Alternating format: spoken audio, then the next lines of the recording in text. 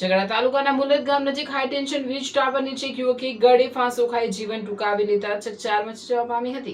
ઘટના સ્થળેથી મળેલી અંતિમ ચિઠ્ઠીએ પરિવાર પ્રત્યેનો તેનો પ્રેમ અને જીવન પ્રત્યેની નિરાશા વ્યક્ત કરતા સૌની આંખો ભીંજવી દીધી હતી. ઝઘડિયા માર્ગ પર આવેલી મારુતિ રેસિડેન્સીમાં રહેતા કમલેશ વસાવાએ અજાણ્યા કારણોસર આ કઠોર પગલું ભર્યું હતું. ઘટનાની જાણ થતાં સ્થાનિકો ઘટના સ્થળ પર દોડી આવ્યા હતા અને ઝઘડિયા પોલીસને જાણ કરવામાં આવી હતી. પોલીસે તાત્કાલિક પહોંચી મૃતદેહને પોસ્ટમોર્ટમ માટે ખસેડ્યો હતો. મૃતક પાસેથી મળેલી ચિઠ્ઠીમાં તેમણે જીવનના સંઘર્ષ અને નિષ્ફળતાઓનો ઉલ્લેખ કરતા લખ્યું હતું કે તેઓ જીવનથી કંટાળી ગયા છે અને આ નિર્ણય સ્વેચ્છાએ લીધો છે.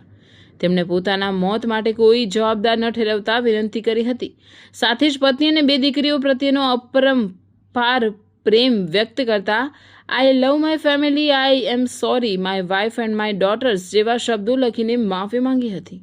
આ ઘટનાથી પરિવારજનો સહિત સમગ્ર વિસ્તાર શોકમગ્ન બની ગયો છે. પોલીસે ગુનો નોંધી વધુ તપાસ હાથ ધરી છે.